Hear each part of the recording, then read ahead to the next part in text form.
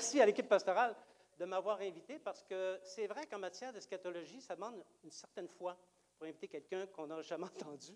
On ne sait pas qu'est-ce qu'il va prêcher. Mais soyez sans crainte, ce matin, on va naviguer dans des eaux sécuritaires. Eschatologie, c'est un grand mot qui signifie étude de la fin des temps et de l'homme. Ça va arriver un jour, hein, la fin des temps et de l'homme. Vous savez, ici, si je peux me tenir devant vous, c'est un petit peu parce que c'est un petit peu de la faute à Daniel Boudria. Parce que Daniel Boudria, vous savez, c'est un bon Jack. Et puis quand il venait à l'église chez nous, c'était bon, on était bénis, il y avait l'onction, mais parfois les fins avaient tendance à s'étirer un peu. Alors, on s'est ajusté, lui et moi, et puis la fois d'après, moi, j'ai complètement oublié cette histoire-là. La fois d'après, Daniel s'en vient, commence à prêcher, et puis, ça faisait à peu près 40-45 minutes qu'il prêchait, et là, j'ai une démangeaison. Mais une démangeaison du tonnerre derrière l'oreille. Alors, je me gratte. Et là, à ma stupéfaction, 2 minutes plus tard, la réunion était finie. Daniel avait écouté son message d'autant. Probablement qu'il a décodé que c'était un signe qu'il fallait terminer le message.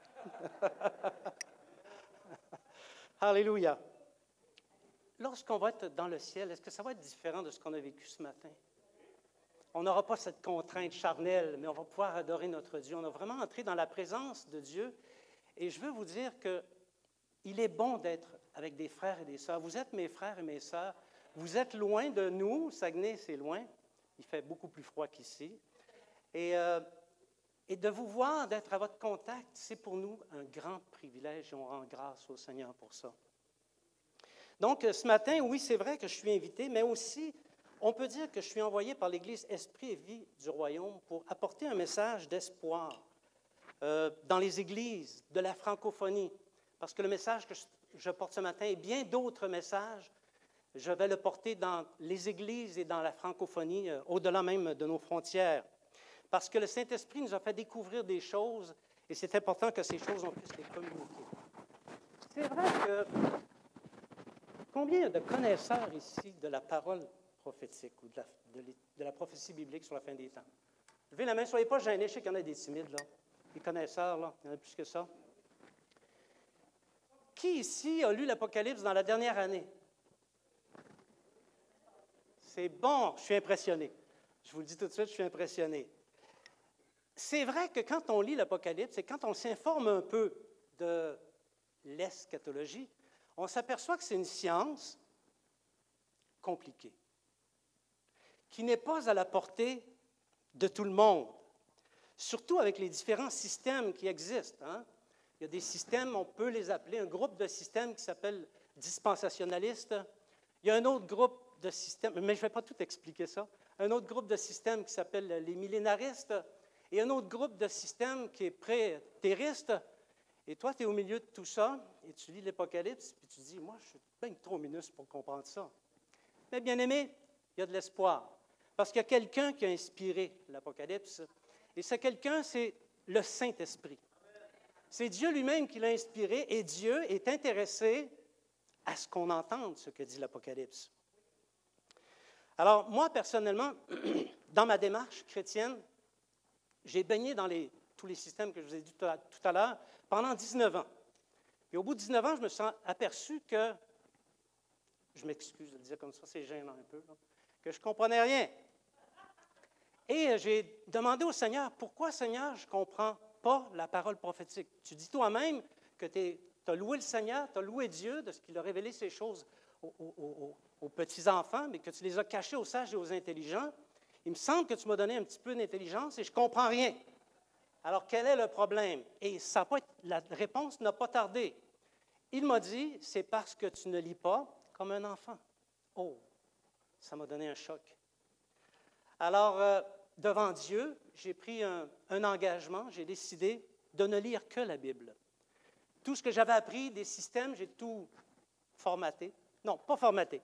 J'ai mis ça dans un locker à double tour, j'ai barré à double tour, et j'ai recommencé à lire la Bible comme pour la première fois. En fait, l'Apocalypse, c'est la parole prophétique, comme pour la première fois, et il s'est passé quelque chose rapidement. La première année de cette technique de lecture, lire la Bible pour ce qu'elle dit, croire ce que je lis, et appliquer du symbolisme s'il y a lieu le symbolisme biblique, la première chose que j'ai découverte, c'est la mécanique d'apparition de l'Antéchrist. C'est quand même pas petit. C'est quand même pas petit. J'ai pensé que je perdais la tête, encore une fois. Et 2 ans plus tard, j'ai découvert l'identité biblique de l'Antéchrist. Alors ça a donné naissance à un livre qui a été quand même critiqué, soyez sans crainte. Le livre d'Impie démasqué a été critiqué par des docteurs, des gens très influents, des gens qui sont des exégètes dans les Écritures. Et plusieurs frères connaisseurs de l'eschatologie ont vu ce livre-là. Je pense que j'ai une petite image du livre, mais vous l'avez vu aussi à l'entrée sur la table de présentation. Alors, depuis ce temps-là, depuis que j'ai fait cet engagement, le Seigneur n'a cessé de nous dévoiler des choses. C'est incroyable, toutes les choses que le Seigneur nous a dévoilées. Savez-vous, nous sommes présentement à l'ère de la technologie, même de la haute technologie, du transhumanisme. Peu de gens savent qu'est-ce que c'est le transhumanisme, des puces, ça tout le monde sait qu'est-ce que c'est, de la génétique et de l'intelligence artificielle. Nous sommes dans cet espace de connaissance et il nous faut impérativement revisiter la prophétie biblique pour s'assurer que notre croyance est cohérente avec la somme des connaissances qui existent aujourd'hui. Sinon, nous ne serons pas pertinents dans notre génération. Et ici, en faisant ça, on active une prophétie qui a été faite par le prophète Daniel, dans Daniel, le chapitre 12, le verset 4. Normalement, j'ai un lecteur. Là, ici, il n'y a pas de lecteur, hein, c'est ça? Bon, allez-y, pasteur et Jean, lis. Fais ça, lis. Donc, Daniel, chapitre 12, verset 4. « Toi, Daniel, tiens secrète ces paroles et scelle le livre jusqu'au temps de la fin. Alors, plusieurs le liront et la connaissance augmentera. » Bien-aimés, nous sommes à l'aube de l'heure de la tentation qui va venir éprouver les habitants de la terre. Et si les disciples de Jésus veulent se garder de toute séduction, et croyez-moi, séduction, il va y avoir. Et ce sera séduction colossale. On va en parler tout à l'heure. Les chrétiens, pour éviter de tomber dans la séduction, doivent savoir. Ils doivent connaître. Nous sommes la génération de la connaissance. Et pour augmenter leur connaissance, les disciples doivent prêter l'oreille pour entendre ce que dit le Saint-Esprit. Souvent, les modèles eschatologiques que je vous parlais tout à l'heure agissent sur l'oreille un petit peu comme la calcification. Il y a 3 os dans l'oreille, je ne vais pas les nommer, vous les connaissez tous. Il y a 3 os dans l'oreille, et puis quand c'est calcifié, on n'entend plus rien. Alors, quand on se positionne sur un système donné, il est possible qu'on cesse d'entendre ce que le Saint-Esprit a à dire, parce que c'est précisément ce que l'Apocalypse dit dans le chapitre 2, verset 7, que celui qui a des oreilles entende ce que l'Esprit dit à l'Église. Combien il y en a ici ce matin qui ont des oreilles? Alléluia! Nous voulons avoir des oreilles. Et si nos oreilles sont calcifiées, Seigneur, s'il te plaît, au nom de Jésus, décalcifie-les pour que j'entende la parole, ce que l'Esprit dit à l'Église. À l'Église Esprit et Vie du Royaume, nous avons tendu l'oreille et on a passé des années. Votre serviteur ici qui vous parle a passé des années, voire des milliers d'heures. Je n'exagère pas du tout. Derrière le livre Limpie démasqué, s'il n'y a pas 2000 heures, il n'y a pas 1 minute. Vous allez le constater en le lisant, il y a des heures là-dedans. Des milliers d'heures à étudier minutieusement la prophétie biblique, pas que celle de l'Apocalypse, celle des prophètes également. Et parce qu'on a fait ça, on a entendu des choses. Le Saint-Esprit nous a parlé, alléluia. L'une des choses les plus récentes que nous avons reçues, c'est celle que je vous présente ce matin. J'ai reçu ces choses-là, ces découvertes-là au début de l'année 2023, et c'est tellement frais, je l'ai articulé, c'est tellement fraîchement articulé, que je ne l'ai pas encore présenté à l'Église Esprit et Vie du Royaume. Donc ce matin, vous avez une primeur. Vous avez une primeur, alléluia. On a découvert qu'il se trouve dans l'Apocalypse 7 déclarations qui dévoilent, en fait, 7 révélations distinctes qui dévoilent le dessein de Dieu. Et parce qu'elles viennent du ciel et qu'elles dévoilent des choses au nombre de 7, alors c'est juste de parler de 7 révélations de l'Apocalypse. Mais on sait que le mot Apocalypse, c'est ça que ça veut dire, révélation. Donc on pourrait dire aussi les 7 révélations de la grande révélation. Et ça serait censé. On a constaté qu'il n'y en avait pas 8. Il n'y en a pas 6. Il y en a 7 précisément. Et maintenant, on va aller voir ces 7 révélations à l'intention de vous qui avez des oreilles pour entendre ce que l'Esprit dit à l'Église. Est-ce que vous êtes avec moi? Amen. C'était bon, mais pas tout à fait convaincant. Est-ce que vous êtes avec moi? Ah, ça, c'est convaincant. Alléluia. Alors, que sont les 7 révélations? On peut dire que les 7 révélations que Jésus a faites par l'envoi de son ange dominent leur contexte dans l'Apocalypse. C'est-à-dire que ce sont 7 événements majeurs, 7 déclarations majeures qui sont vraiment déterminants et qui s'apparentent en tout point à un décret qui sort du trône de Dieu. Et chacun accomplit pour sa part le dessein de la justice de Dieu, parce que l'Apocalypse, c'est l'accomplissement du dessein de la justice de Dieu. Alléluia.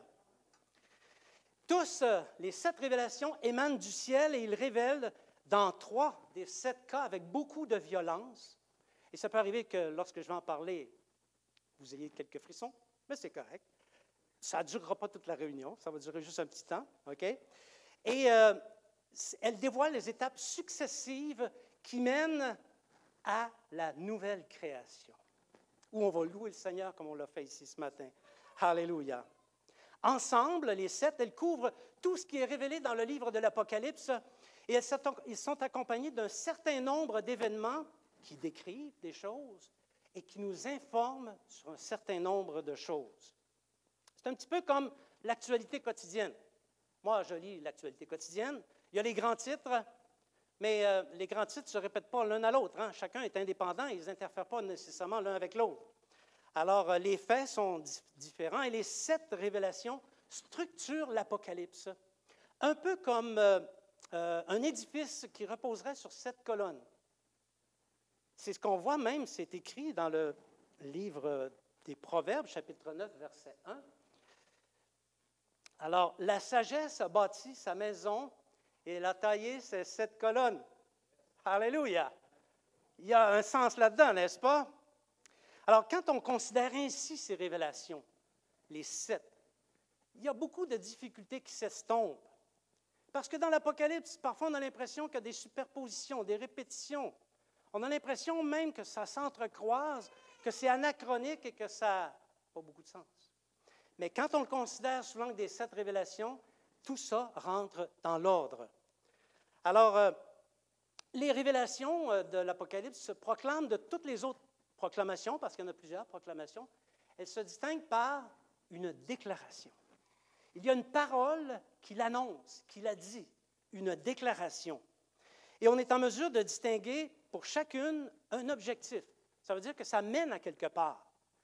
Et souvent, en plus ou moins 1 ou 2 phrases, on peut résumer le dessein de chacune des révélations. Oups, on a une petite coccinelle ici. Attachez-vous, toi. Donne-moi ta main. Alors,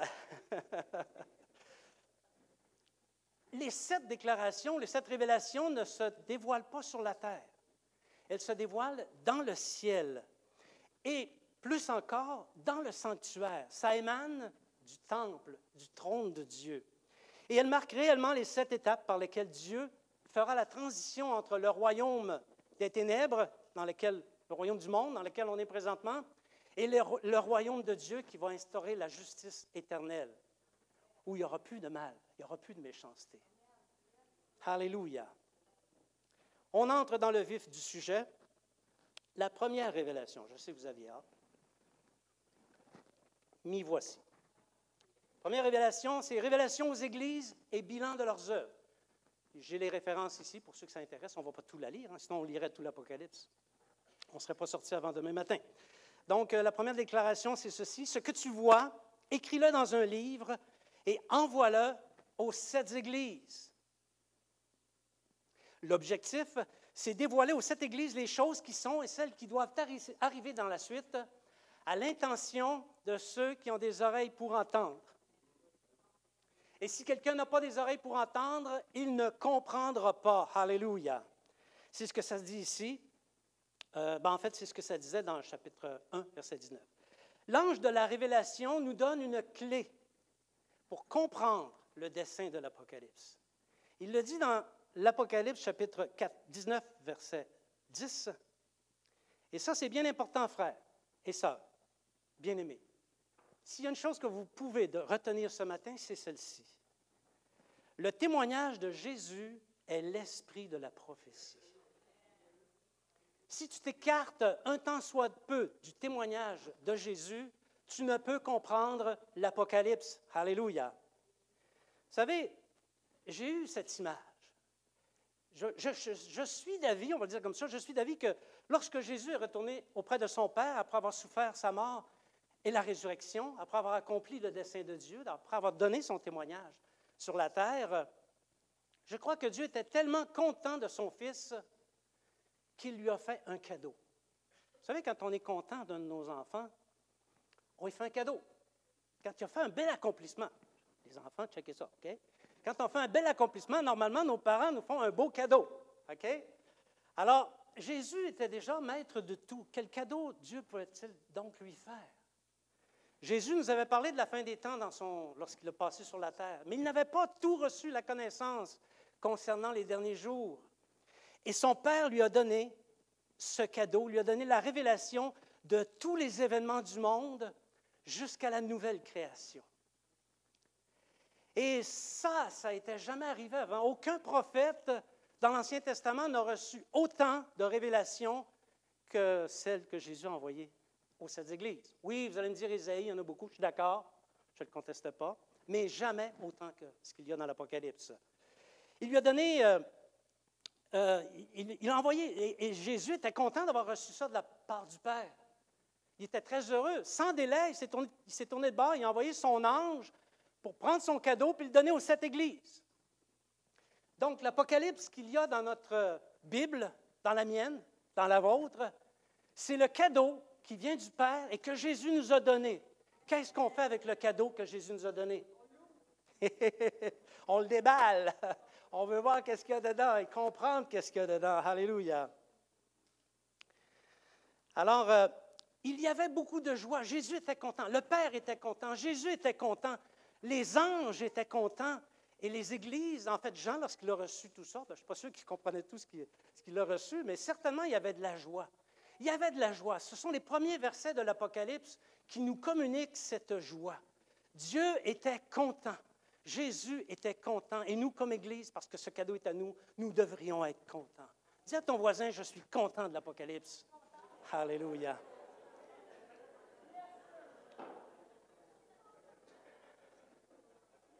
Il y en a qui sont vraiment très contents, plus contents que d'autres. Hein? Alors, bien-aimés, je veux vous dire une petite chose ici. Il est juste de dire qu'en matière d'interprétation, tous les prophètes doivent être interprétés à la lumière de l'Apocalypse, le grand cadeau que Jésus a reçu et qu'il nous a donné. Quand tu lis un prophète, tu ne le comprends pas, mets-le à la lumière de l'Apocalypse. Quand il y a une contradiction entre l'Apocalypse et le prophète, arrime le prophète avec l'Apocalypse. Et c'est comme ça que tu vas faire de saines interprétations. Alléluia. C'est un peu comme, on pourrait dire, la prophétie, on pourrait comparer ça comme ça. La prophétie, c'est comme l'arche dans le désert, l'arche de l'Alliance. Okay? L'arche était surmontée par un couvercle que les grands théologiens appellent un propitiatoire. Okay? Donc, l'arche était couverte par un couvercle. Donc, l'arche de l'Alliance, c'est la prophétie des prophètes de l'Ancien Testament. Et l'Apocalypse, c'est le couvercle qui vient finir la révélation de Jésus-Christ à l'intention des églises. Alléluia, on peut dire amen à ça?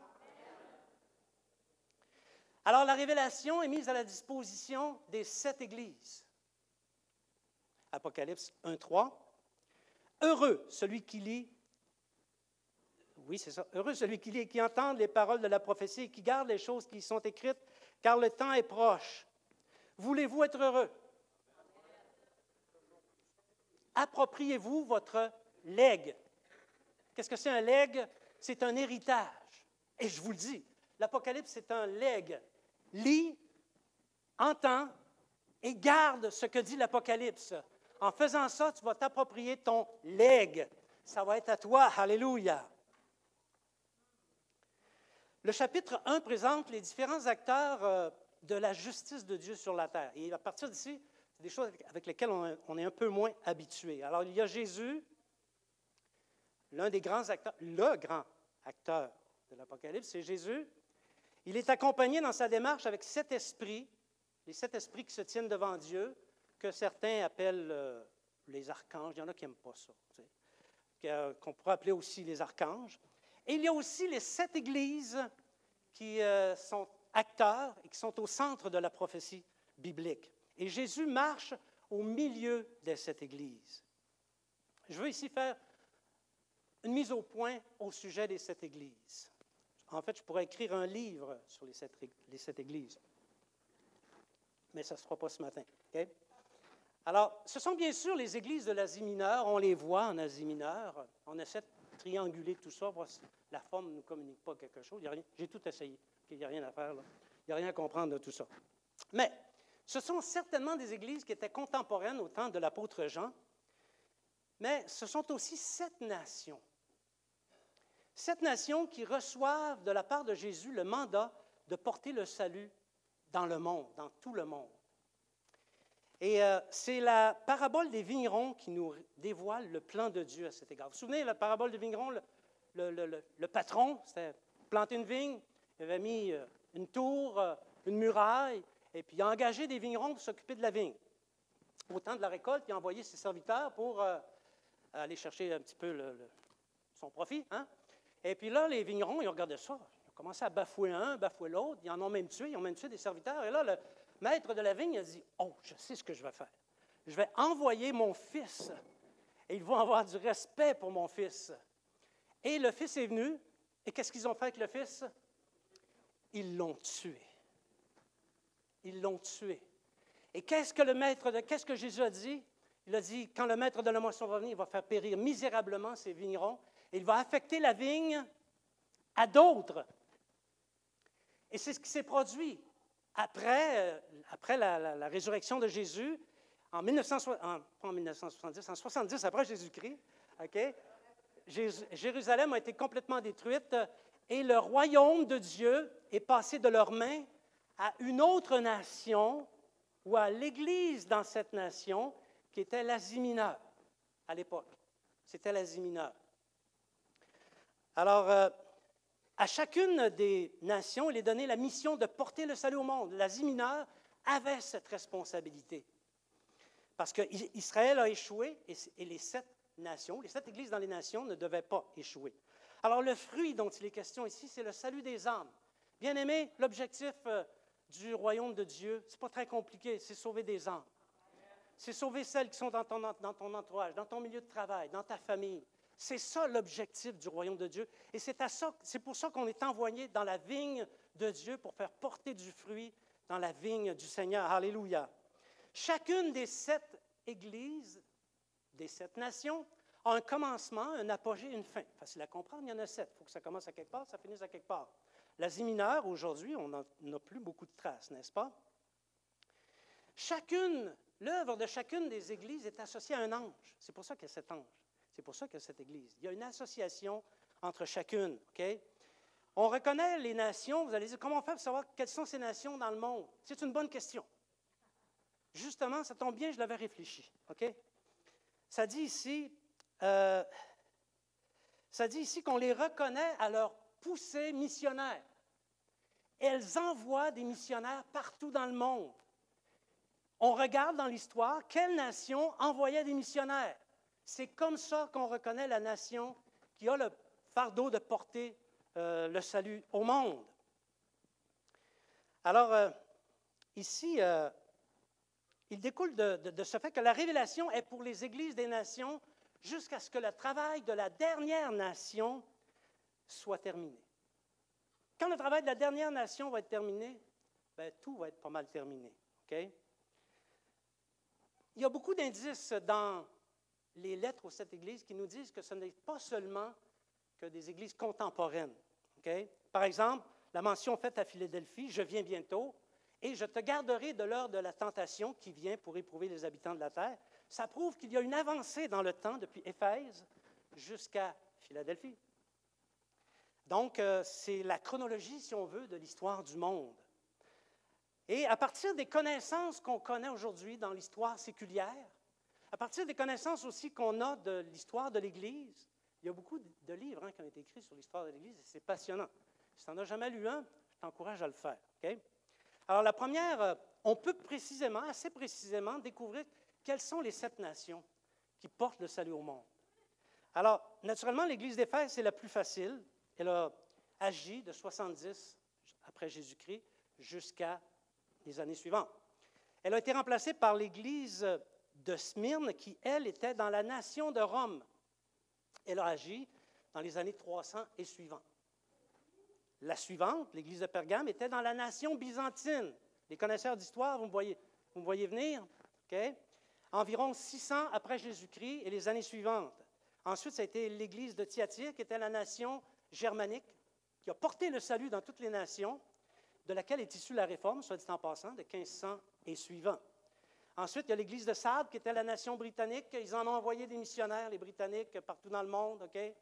De 1700 et suivants. Et actuellement, c'est l'Église de Philadelphie, qui est la nation américaine.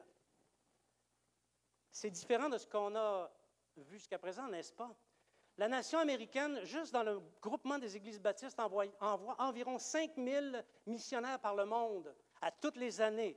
Des hommes et des femmes qui sont consacrés, qui sont prêts à donner leur vie pour le Seigneur, qui ont tout donné pour le Seigneur Jésus. À toutes les années, là, on parle seulement des églises baptistes.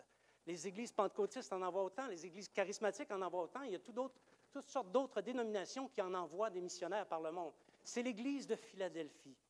Il y a une autre église à venir, l'Église de Laodicée, qui malheureusement nous est inconnue. J'aimerais bien vous dire, voici, c'est l'Église de Laodicée, mais je ne la connais pas, je n'ai que des indices. On voit actuellement une nation dans le monde qui commence à se lever et à envoyer des missionnaires, c'est l'Afrique. Okay?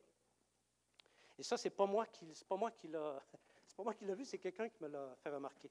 Le travail de chacune de ces nations, le travail missionnaire est terminé, il y a un sceau qui est apposé sur son travail. Et ça vient sceller le témoignage qui dépose contre les peuples qui sont demeurés incrédules au salut de Dieu. Parce qu'être incrédule au salut de Dieu, ça a des conséquences. Ça vient sceller leur témoignage et la rébellion des nations qui ont refusé. Ensuite, il y a un sceau qui est mis, OK? Lui est également associé dans l'exécution de la justice une trompette et une coupe de la colère de Dieu. Alors, on voit ici que le nombre 7 qui se multiplie, c'est à cause des 7 églises et de tout ce qui entoure les 7 églises. Forcément, il y aura multiplication du nombre 7. Mais en soi, ce n'est pas un mystère. Il s'agit simplement de comprendre que c'est associé à chacune des 7 nations. Vous êtes toujours avec moi? OK. Je n'ai pas endormi trop? Donc, la dernière la dernière nation qui va porter le salut au monde, c'est l'Église de Laodicée. Et lorsque son mandat va être terminé, lorsque tout va être complété, ce sera la fin de tout. Ça, c'était la première révélation. La deuxième révélation, l'activation du livre des malédictions. La déclaration est la suivante. Tu es digne de prendre le livre et d'en ouvrir les sceaux, car tu as été immolé et tu as racheté pour Dieu par ton sang des gens de toute tribu, de toute langue, de toute nation. Tu as fait d'eux, pour notre Dieu, un royaume et des prêtres qui régneront, et ils régneront sur la terre. Ça, c'est la déclaration. Vous avez la référence juste au bas, là. Donc, l'objectif ici, c'est que l'agneau immolé doit activer les malédictions que méritent les incrédules de toutes les nations et de toutes les générations depuis le Seigneur Jésus. Par la rupture des sceaux, Jésus active l'ensemble des malédictions qui s'abattront sur le monde pour le punir de ses rébellions et amener la justice sur la terre. C'est intéressant, ça.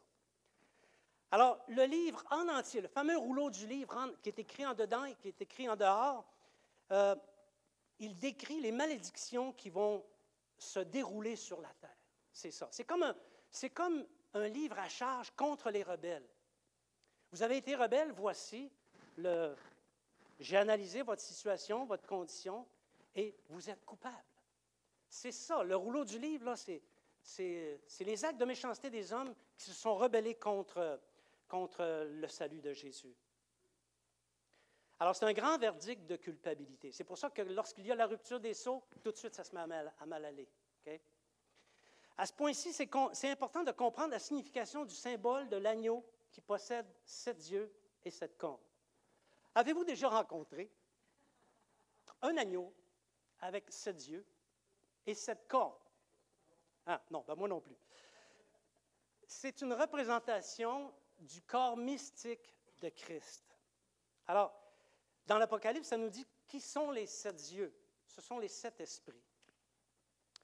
Et les cornes sont 7 églises, parce que la corne, c'est un symbole biblique et c'est un symbole de force et d'autorité. Alors ici, les 7 cornes sont la force et l'autorité de Christ sur la terre. C'est par les 7 cornes qu'il exerce son autorité. L'ouverture des sceaux doit déployer la justice de Dieu jusqu'à ce que le royaume du monde passe entre les mains des justes. Oui, du Seigneur Jésus, mais aussi des justes. Vous aussi, si vous persévérez jusqu'à la fin, naturellement. Alors, l'analyse des malédictions libérées par la rupture des sceaux fait voir que la venue de l'heure de la tentation est arrivée. Et il n'y a plus rien qui va empêcher Dieu de demander des comptes au monde. Je ne sais pas si vous avez souffert dans votre évangélisation, si vous portez les marques de votre témoignage, mais sachez une chose, quand ça va arriver, Dieu va vous rendre justice. Alléluia. La deuxième révélation, c'est le couronnement de l'autorité de Christ qui, au terme de la colère, aura une fois pour toutes fait des ennemis de Dieu son marchepied. Amen. La troisième révélation, elle est dure, mais elle est belle. C'est l'exaucement des prières des saints. Vous avez les références ici. La déclaration est la suivante. « Offre beaucoup de parfums avec les prières de tous les saints sur l'autel d'or qui est devant le trône. » L'objectif, l'heure de l'exaucement des prières est fixée. Vous priez beaucoup? Il y a une heure qui est fixée pour l'exaucement de toutes vos prières. Le monde devra payer pour ses crimes en réponse aux prières des justes. Parce que quand il y a des crimes, il y a des justes qui prient. Souvent, les justes sont victimes des crimes, mais ils prient. Ils ne se vengent pas. Ils prient. Et cette heure va arriver où Dieu va faire justice. Cette révélation est tellement grave que tous les habitants du ciel, qui pourtant sont habitués de voir la puissance de Dieu, on va dire comme l'autre, ils en ont vu d'autres. Hein, dans le ciel, ils ont tout vu, hein, et son contraire d'ailleurs. Alors, ils sont habitués de voir la puissance de Dieu, et ici, ils observent un silence d'une demi-heure. Les anges et toutes les hiérarchies, qui se comptent en milliards, vous saviez ça? Hein? Ça se compte en milliards, les anges dans le ciel. Pas un son pendant une demi-heure. Les 7 esprits qui se tiennent devant Dieu, qui sont habitués de parcourir la terre pour exécuter les plans de Dieu, pas un son pendant une demi-heure. Le Père, le Fils, le Saint-Esprit, qui ont le contrôle sur tout, pas un son pendant une demi-heure. C'est vous dire à quel point c'est grave. Même pour le déluge, on n'a pas de rapport qui nous dit qu'il y a eu un tel événement dans le ciel. Cette révélation débouche, on peut le dire, sur la déferlante de la colère de Dieu, qui se manifestera par le son des trompettes, qui vont constituer les 7 déclencheurs des jugements, on peut dire ça. Hein? Normalement, quand un son de trompette, ça déclenche quelque chose. Ça va déclencher les jugements de Dieu. Et par les 7 exécuteurs de sa justice, qui sont les 7 coupes de sa colère, qui vont exécuter sur la terre la justice de Dieu. C'est sous cette révélation extraordinaire que toutes les prophéties sur les derniers jours se réaliseront. Et Ésaïe a vraiment bien prophétisé, il a bien résumé la portée de cette révélation dans Ésaïe chapitre 13, versets 11 à 13. Ça dit ceci. « Je punirai le monde pour sa malice et les méchants pour leur iniquité. Je ferai cesser l'orgueil des hautains et j'abattrai l'arrogance des tyrans. Je rendrai les hommes plus rares que l'or fin. Je les rendrai plus rares que l'or d'Ophir. C'est pourquoi j'ébranlerai les cieux et la terre sera secouée sur sa base par la colère de l'Éternel des armées au jour de son ardente fureur. Avez-vous chez vous de l'or d'Ophir? » Ben moi non plus. Les hommes vont devenir tellement rares lorsque la déferlante de la colère de Dieu va s'abattre sur la terre qu'on va chercher les hommes comme on cherche l'or d'Ophir. Ils vont être devenus rares. Le tiers des ressources de la terre sera détruit. ce qui se trouve de vivant dans la mer, dans la terre, les fleuves, les sources, l'herbe, les arbres, les créatures marines, les navires, le soleil, la lune et les étoiles. Est-ce qu'on a oublié quelque chose? Non, hein? Bien, le tiers de tout ça va disparaître. Les 4 premières trompettes affectent tout particulièrement le potentiel nécessaire à la vie. On n'est pas capable d'imaginer ça. Il s'agit d'une destruction inimaginable qui va laisser l'humanité dans le chaos, la désorganisation et le désarroi. C'est seulement les 4 premières. Les 4 premiers sons des trompettes. Il y en a d'autres qui s'en viennent. Les autres qui s'en viennent, ça dit malheur, malheur, malheur aux habitants de la terre à cause du son des 3 prochaines trompettes. C'est grave ce qui s'en vient. La 5e trompette va être effrayante. Il y a des créatures venant de l'abîme. Demandez-moi pas de vous en faire un dessin. C'est compliqué un peu, là, OK? Qui vont harceler le monde, pas les tuer. Ils vont harceler le monde et ils vont les ramener à la réalité d'un monde surnaturel. Si le monde est athée, jusque-là, quand ça va arriver, il n'y en aura plus d'athées sur la terre. Ils vont dire, excuse-moi, mais ça vient de quelque part. S'il y a un diable, il y a un Dieu. OK? Alors, les athées vont disparaître. Ça va nous rappeler. Et les gens vont chercher la mort. Une balle dans la tête. Ne mourront pas. OK? Ces créatures vont se répandre sur toute la terre et aucune créature vivante, aucun homme va pouvoir se cacher. La 6e trompette, celle-là, elle fait peur. Je sais qu'il y a beaucoup de choses qui se sont dites là-dessus, là. OK? La 6e trompette va libérer une armée de 200 millions d'anges qui sont enchaînés dans les ténèbres. 200 millions d'anges qui vont tuer le tiers des habitants de la Terre. Essaye d'imaginer ça. On est 8 milliards. 2,3 milliards d'habitants qui vont mourir par le biais de ces anges-là. Ils accomplissent, hein, vous savez que c'est pas moi qui invente ça, c'est l'apôtre Pierre qui le dit. Ils sont gardés en réserve pour le jour du jugement. Et Jude également nous en parle. Alors, le tiers de tout ce qui existe, de tout ce qui est vivant, incluant les hommes, va disparaître. Êtes-vous capable d'imaginer dans quel état ça va laisser l'humanité? Bien, je vous le confesse bien humblement, moi, je ne suis pas capable. Mais je sais que c'était quelque chose de terrible. La 3e trompette, ou la 7e trompette, si on veut parler comme ça, là, ou le 3e malheur, ici, Dieu laisse se découvrir la folie des hommes. Vous voulez être méchant? Allez-y, lâchez-vous lousse. Il abandonne le commandement du monde à un pays, à un groupe de 10 nations, 10 pays qui vont être animés par le diable en personne. Il autorise la montée de l'Antéchrist et il laisse même au mystère l'Antéchrist faire la guerre aux saints et les vaincre. Ils vont périr par millions. Et pendant tout ce temps-là, il n'y a pas que les disciples qui vont mourir. Je vous le dis, le monde va mourir. Ce personnage abject va faire périr des centaines, voire des milliards d'hommes et de femmes sur la terre. Et ça va se passer, ça, principalement lors de la grande détresse. Une grande période de temps dans laquelle il faudra fuir, il faudra se protéger, parce que l'Antéchrist va donner libre cours à sa folie. Donc, cette période va débuter quand l'Antéchrist va habiter, ceux qui connaissent la parole un peu, quand l'Antéchrist va entrer dans le temple, il va dire « Hey oh, ne cherchez plus, Dieu, c'est moi ». Quand ça va partir, on peut démarrer le compteur. Il reste 1260 jours avant que Jésus apparaisse dans le ciel. Vous savez, ces événements dont je viens de faire la description un petit peu apocalyptique, sans faire de jeu de mots, devraient être pour nous une source d'édification parce que les justes vont être gardés au travers de tout ça. Okay? Et les disciples de Jésus vont savoir que ça, c'est justice pour eux. Alléluia. C'est réponse à leurs prières parce que Dieu ne laisse jamais les abominations impunies. Des fois, c'est long, mais il ne laisse jamais les abominations impunies. Ça, c'était la 3e révélation. On arrive à la 4e. Instauration du règne de Jésus. On commence à avoir de l'espérance ici, là. OK? Alors, la déclaration, c'est « Le royaume du monde est remis à notre Seigneur et à son Christ. Alléluia. Merci, Seigneur. Et il régnera au siècle des siècles. Passation de pouvoir ou d'autorité. » L'objectif, c'est faire connaître le moment et les circonstances où le royaume du monde passe des mains du diable à celles de Jésus. Parce qu'actuellement, le monde est encore sous l'autorité du diable. Hein? Mais il va venir le moment où le monde va passer de l'autorité du diable à l'autorité de Jésus. Et ça s'en vient. C'est jour d'espoir pour nous.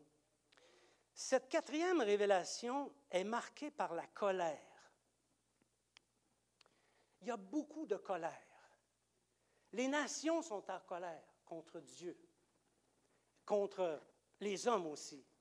Et elle le manifeste par le biais du royaume diabolique dont j'ai parlé, le royaume aux 10 nations, OK? Mais aussi par les atrocités de l'Antéchrist. Nous sommes incapables d'imaginer les atrocités au travers de lesquelles l'Antéchrist va se livrer. Même parmi les pseudo-antéchrists qui nous ont précédés, qui ont fait des dizaines et des dizaines de millions de morts, on ne peut se servir de ça pour comprendre comment le subterfuge de l'Antéchrist. Ça va être quelque chose de vraiment atroce. Ici, la colère de Dieu est arrivée. Et dans le ciel, Christ fait ses derniers préparatifs. Il se prépare à venir faire du ménage.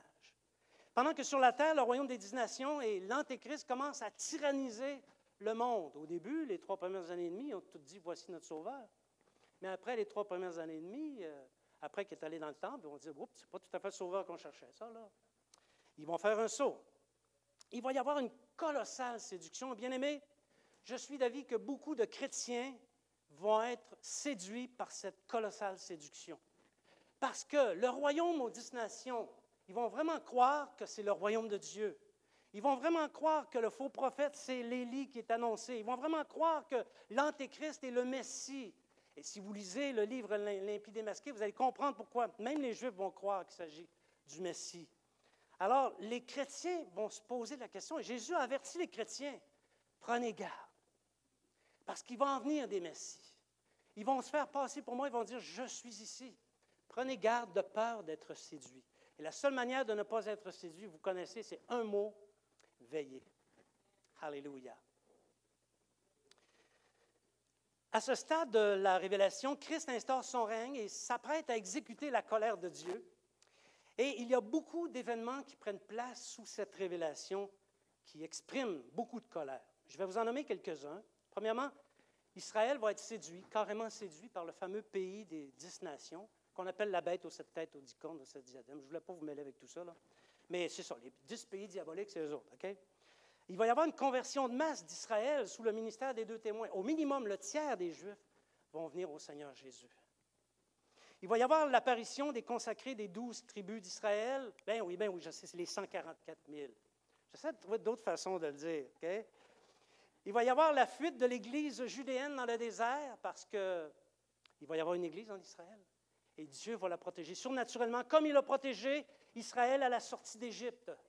Il va la nourrir, il va la porter sur les ailes de l'aigle, et il va en prendre soin dans le désert. Même l'Antéchrist, avec toutes ses armées, va être incapable de l'atteindre. Elle va être protégée, l'Église judéenne, à distinguer de l'Église parmi les gentils, qui est nous en l'occurrence. Okay? Et là, une autre affaire qui se passe, c'est que le diable est jeté sur la terre. Il y a une grande détresse où des milliards, comme je le disais tantôt, vont périr jusqu'à remplir la cuve de la colère de Dieu. La grande cuve qu'on trouve au chapitre 14 de l'Apocalypse. Je vous le lis. On ne l'a pas ici, OK? Et l'ange jeta sa fossile sur la terre, et il vendangea la vigne de la terre, et il vendangea la vendange de la grande cuve de la colère de Dieu. Et la cuve fut foulée hors de la ville, et du sang sortit de la cuve jusqu'aux morts des chevaux, jusqu'à une étendue de 1600 stades. Bon, tantôt, je vous ai parlé de croire ce qu'on lit, puis d'utiliser du symbolisme biblique s'il y en a. Ici, la fossile sur la terre, bon, on peut penser que c'est une allégorie. La vendange de la vigne de la terre, bon, ça peut être une allégorie. Jeta la vendange dans la grande cuve de la colère de Dieu. Oh, ben là, un petit peu une cuve, ça existe. C'est un objet physique, une cuve. Et ici, ça dit que cette cuve-là, il y a du sang qui va jaillir jusqu'aux morts des chevaux sur 1600 stades, qui se trouve à être 288 km. Il y en a qui disent 300, c'est pas important, OK? 268 km. Peut-on imaginer une cuve qui existerait avec de telles dimensions qui pourrait remplir autant de masse biologique humaine? Je vais le dire comme ça. Autant de cadavres. Est-ce que ça existe? Bien, je ne sais pas si ça existe ou pas, mais moi, je sais que je ne suis pas capable de l'imaginer. Ça, je sais ça. Mais Dieu vient au secours de notre imagination. Saviez-vous que dans le prophète Ésaïe, le chapitre 37, ça nous parle d'une cuve où Dieu va écraser les nations de la terre? C'est la cuve de Botsra. On la trouve au chapitre 37, on la trouve également au chapitre 63, la cuve de Bozrah, et ça dit que les montagnes vont se fondre dans le sang. Ça commence à ressembler à la cuve de la grande colère de Dieu de l'Apocalypse. Est-ce que c'est possible? Est-ce que ça existe, une cuve comme ça? Bien-aimés, c'est un honneur pour moi de vous présenter ce matin la grande cuve de la colère de Dieu qui existe. Bon, ça y est, ça ne fonctionne plus. Ouais, ben, autant pas d'en avoir, hein? Alors, croyez-le ou non, on a ici une cuve qui n'est pas tout à fait circulaire. Elle a un diamètre, à vue de nez, de 265 km de diamètre. Et comme vous le voyez, elle est peu profonde parce qu'on voit tout autour des rigoles, parce que pendant la période de crue des eaux, bon, ça coule, mais en période de sécheresse, ça sèche. C'est pour ça qu'il n'y a pas d'eau dedans, donc elle est peu profonde. Et cette cuve-là, bien aimée, c'est cette cuve-là, elle est à 28 km au sud-est de Bozrah. Précisément comme la prophétie nous le dit. Aviez-vous déjà entendu ça? Bien, moi, j'ai jamais entendu ça. Et quand j'ai vu ça, j'ai eu des frissons un peu, là. Ça existe. Elle existe, cette cuve. Et je me suis livré à des savants calculs. Ça peut accueillir en volume 35 milliards de cadavres. Cette cuve-là, 265 km de diamètre, peut accueillir 35 milliards de cadavres. Alors, voyez-vous, j'ai cru ce que j'ai lu. J'ai fait des recherches aussi. J'ai appliqué le symbolisme biblique et l'Esprit m'a fait entendre les paroles de la révélation. Naturellement, sous cette quatrième révélation, il y a de nombreux autres événements que je passe sous silence. Pas parce qu'ils ne sont pas importants, parce qu'il faut avancer. La cinquième révélation, exécution des fléaux de la colère de Dieu. Vous avez les références ici. La déclaration qui s'ensuit, c'est « J'entendis du sanctuaire une voix forte qui disait aux 7 anges, « Allez, répandez sur la terre les 7 coupes de la colère de Dieu. » Dieu n'entend pas rire, n'est-ce pas? Ici, l'objectif, c'est que l'heure de la justice ultime a sonné. Et Dieu va venger le sang des justes, le sang qui a été versé sur la terre, qui ont été tués sous l'empire de l'Antéchrist. Et il punira les méchants hommes qui ont été séduits par l'Antéchrist, les fameux porteurs de la marque. Ce sont tous des rebelles. Ici, quand Dieu fait ça, il fait justice aux saints. Ne perdons pas ça de vue. Il nous fait justice et il fait justice aux chrétiens qui vont être là dans ce temps-là. Okay? Ce sont 7 grands fléaux à l'intention de ceux qui se sont laissés séduire par l'Antéchrist. Ce sont des fléaux qui ressemblent, certains disent, et ils n'ont pas tort non plus, que ça ressemble un peu aux fléaux qu'on retrouve à la sortie d'Égypte, les fameuses displays d'Égypte. Ça va infliger ça, des choses terribles aux hommes sur la terre, ceux qui vont avoir prêté allégeance à l'Antéchrist et aussi au royaume des 10 nations diaboliques. C'est comme si la terre va se mettre à vomir les hommes qui vont être sur sa surface. Aux porteurs de la marque, seulement eux, pas les autres. Un ulcère douloureux au point de se mordre la langue, plus aucune eau à boire. Comme là, présentement, j'ai très soif, OK? Mais il n'y aura plus aucune eau à boire, ni dans la mer, ni dans les sources, même l'eau salée ne pourront pas la boire. Ça va être comme du sang corrompu. Il va y avoir une chaleur qui tue par milliers, voire centaines de milliers. Il va y avoir des ténèbres partout sur le royaume de l'Antéchrist. Et le chemin des rois qui viennent de l'Orient va être préparé en vue de cette grande guerre contre Jérusalem. Et là, il va y avoir un immense tremblement de terre dont on ne peut imaginer l'amplitude. L'Apocalypse dit que toutes les villes des nations tombèrent. Tu es capable d'imaginer ça? C'est rond, hein? La planète est ronde. Hein? C'est une sphère. Peut-on imaginer un tremblement de terre qui fait tout tomber? Tout s'écroule? C'est un grand, grand, grand fléau qui va se produire. Cinquième révélation. Vous êtes toujours avec moi? Pensez-vous que vous allez être en mesure de dormir cette nuit? La sixième révélation. Il en reste encore 2, bien-aimés. Mais là, on s'en va vers l'espérance. L'avènement du Seigneur et le règne des justes. Alléluia! La déclaration est la suivante. Heureux ceux qui sont appelés au festin de noces de l'agneau. Et il me dit, ces paroles sont les véritables paroles de Dieu. Merci, Seigneur. L'objectif, c'est célébrer la noce avec l'agneau, avec Jésus, Les élus, en fait, vont célébrer la noce avec Jésus. Et il va y avoir aussi un engloutissement final de tous les hommes, tous les ennemis de Dieu dans la mort. Ça commence à être définitif. Alors, après avoir rassemblé tous les élus avec lui dans le ciel, dans les airs, pour le repas de noces, le règne de Jésus sera instauré sur la terre. Il avait déjà été décrété dans le ciel, maintenant il vient l'instaurer sur la terre. Et le sort de tous les ennemis de Dieu sera scellé à jamais. Ici, pour ceux que ça intéresse, c'est ici la fameuse parabole, là, des boucs et des brebis sont à sa gauche, à sa droite. C'est ici que ça se passe, OK? Alors, le règne de Christ va entrer alors dans une phase d'une période de 1000 ans. Et au terme de cette période de 1000 ans, il va y avoir encore une révolte planétaire.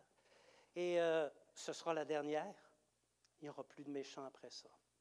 Après la révolte, Dieu va finaliser sa justice éternelle. Tout n'est pas terminé encore, je parle pour la justice, par le jugement dernier. Il va y avoir une résurrection universelle. Tous ceux qui sont morts dans la terre, dans la mer, partout, vont ressusciter, vont revenir à la vie. Et ils feront face à ce jugement, et c'est important de le comprendre, tous ceux qui n'auront pas régné avec Christ. Je le dis de cette manière-là. Quiconque n'a pas régné avec Christ va ressusciter en ce jour-là pour être jugé. S'il a fait des bonnes choses, son nom va être écrit dans le livre de vie de l'agneau. Et s'il n'a pas fait des bonnes choses, notamment d'accepter le Seigneur Jésus dans son cœur comme Seigneur et Sauveur, bien, son nom va être écrit dans un tout petit livre, qui est le livre de sa vie. Et par ce petit livre-là, de sa vie, il va être condamné à la perdition éternelle. Une fois que cette 6e révélation est terminée, les premières choses sont passées. Et là, on entre dans la dimension de la 7e révélation, la nouvelle création. Et j'en rêve. La déclaration est la suivante, les versets étaient là pour ceux qui s'intéressaient. Là. Voici, je fais toutes choses nouvelles. Écrit car ces paroles sont certaines et vraies. L'objectif de cette révélation, c'est que Dieu fera toutes choses nouvelles pour ceux qui en seront jugés dignes. Que ceux qui sont jugés dignes vont entrer dans ces nouveaux cieux, cette nouvelle terre. Au passage, une vraie nouvelle terre et de vrais nouveaux cieux. Je sais qu'il y a beaucoup de choses qui se disent là-dessus. Moi, je crois ce que je lis. OK? Alors, Dieu va entrer en communion. À partir d'ici, il va entrer en communion intime avec ses serviteurs. On va le voir face à face. Certainement, il y a des larmes qui vont couler sur nos joues. Et la Bible dit dans l'Apocalypse que le Seigneur Jésus lui-même va essuyer les larmes de nos yeux. Alléluia. Il va briller sur ses disciples dans la ville qu'il a créée, la magnifique Jérusalem céleste, dont je vous fais grâce de la description. Et on ne peut que s'extasier devant une si belle révélation qui stimule l'espérance des disciples de Jésus. Si tu n'as rien retenu de tout ce que j'ai dit jusqu'à présent, retiens ce que je dis ici. Les nouveaux cieux et la nouvelle terre. Et garde ton espérance fixée là-dessus dans le Seigneur Jésus et marche pour hériter et être trouvé digne. Et tu vas être heureux. Tu n'auras peut-être pas tout compris, mais tu vas être heureux. Alléluia. Pendant que Dieu étendra les nouveaux cieux, c'est une question qui m'a été posée souvent, ça. Ouais, mais quand il va faire les nouveaux cieux et la nouvelle terre, on va être où, nous autres? Bien, j'ai une réponse pour toi, puis je l'ai trouvée dans la Bible, ça tombe bien. Dans Ésaïe, chapitre 51, verset 16, « Je te couvre de l'ombre de ma main pour étendre de nouveaux cieux et fonder une nouvelle terre, et pour dire à Sion, tu es mon peuple, et en ces jours, Sion, ce sera nous. Seuls les saints pourront y habiter. Plus de diables, plus de démons, plus d'anges déchus, plus de méchants hommes ni méchantes femmes, plus de morts, plus de douleurs, plus de pleurs. En ce lieu, il n'y aura même plus de luminaire pour éclairer la terre, parce que l'agneau sera son flambeau. Alléluia! Alléluia! Et en ces jours, Dieu consolera ses serviteurs. À la fin de ces 7 révélations, Jésus renouvelle sa recommandation, celle qu'il nous a faite au début de l'Apocalypse et celle que j'ai faite au début du message. Et voici, je viens bientôt. Heureux celui qui garde les paroles de la prophétie de ce livre. Bien-aimés, appropriez-vous l'Apocalypse. Appropriez-vous votre legs. Lisez. Entendez ce qui se dit et gardez la parole de la prophétie. Et vous allez être heureux. Alléluia. Ici, je suis arrivé à la conclusion, si jamais les musiciens veulent prendre place. Bien-aimés, c'est vrai que le livre de l'Apocalypse est un livre difficile. C'est vrai. Mais le Saint-Esprit qui l'a inspiré peut et veut honorer de ses révélations à celui et celles qui s'appliquent à la lire, à l'entendre et à la garder. Il peut et il veut. Si tu le fais, tu vas entendre. Les calcifications vont tomber de tes oreilles et tu vas entendre ce que l'Esprit a à dire. Et Jésus déclare expressément qu'un tel homme est condamné à être heureux. Je suis heureux. Ah, je vis des choses. Mais vous savez, concernant le futur, il n'y a pas de trouble dans ma tête. Je suis très heureux parce que presque toute ma vie, j'ai gardé, j'ai lu, j'ai entendu et j'ai gardé les paroles de la prophétie de ce livre. Retenons, souvenons-nous des 7 révélations. Révélation aux églises et bilan de leurs œuvres. Activation du livre des malédictions. Exaucement des prières des saints. Instauration du règne de Jésus. Exécution des fléaux de la colère de Dieu. Avènement du Seigneur et règne des justes. Nouvelle création. Alléluia. L'Esprit dit, viens. L'épouse dit, viens. Jésus lui-même dit, je viens bientôt. Alors nous aussi disons, viens Seigneur Jésus. Ensemble, viens Seigneur Jésus. Amen. Je vous invite à vous lever.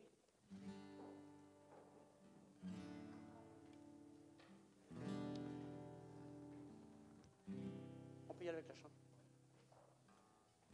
Il se fait un bruit qui annonce la pluie. Un vent nouveau se lève, jeune oiseau du matin. C'est le jour du réveil de l'armée de l'Éternel qui sort de son sommeil pour marcher dans ses merveilles. Jésus, roi des rois, je me lève pour toi. Partout où je vais, je parle de toi. Ce que tu as fait, je peux le faire. Partout où je vais, tu marches avec moi. Le ciel se manifeste sur la terre.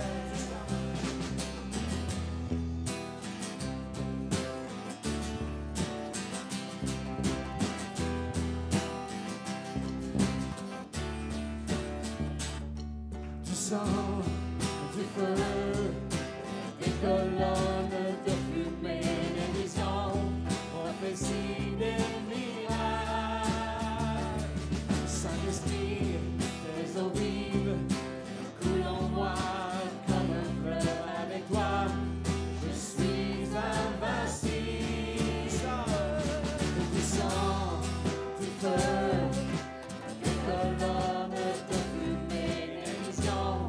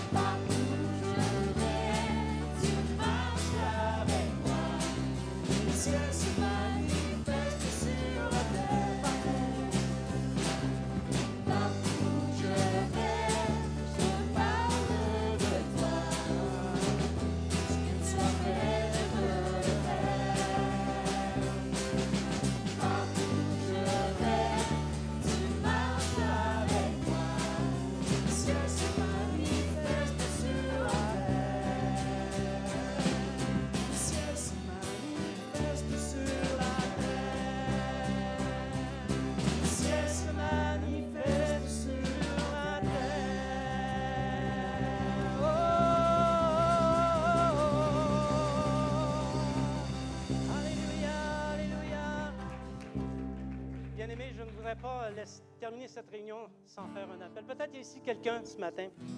Peut-être on pourrait fermer les yeux, simplement. Peut-être qu'il y a quelqu'un qui est ici pour la première fois et qui se dit, moi, ce Jésus-là dont tu viens de parler, qui va venir faire la justice, j'en ai jamais entendu parler. Bien, peut-être que le Saint-Esprit ce matin parle à ton cœur. Il est temps pour toi de faire la paix avec ton Dieu, que tu te réconcilies en te tournant vers le Seigneur et le Sauveur, de manière à échapper à toutes ces choses lorsqu'elles arriveront. Alors, peut-être aussi, tu es un chrétien. Ça fait 2 ans, 5 ans, 10 ans, 30 ans, 50 ans que tu marches avec le Seigneur, mais que tu t'aperçois que ta relation avec ton Seigneur est déficiente.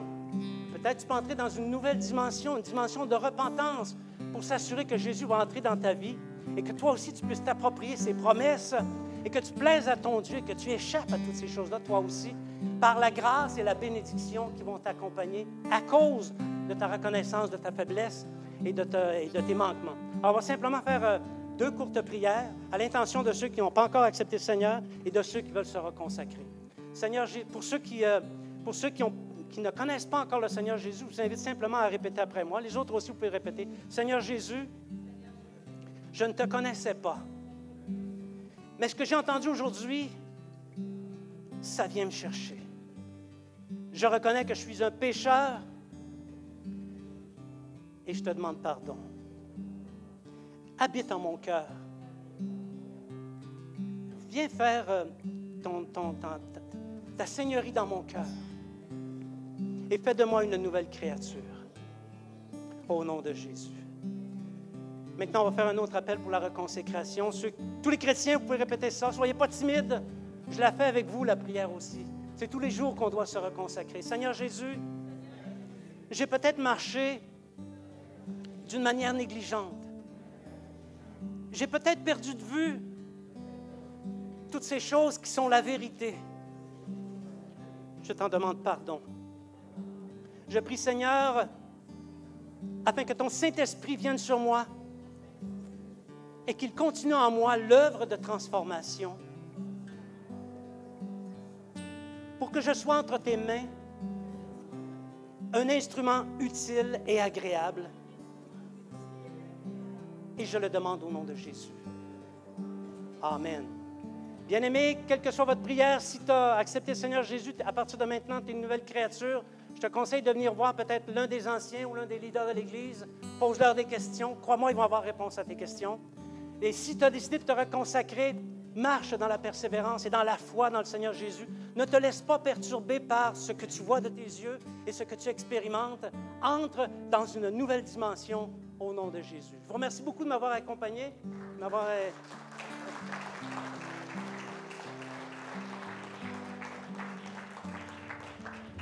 Et comme on dit ici à l'Église Esprit Vie du Royaume, que le Seigneur vous bénisse abondamment. Amen.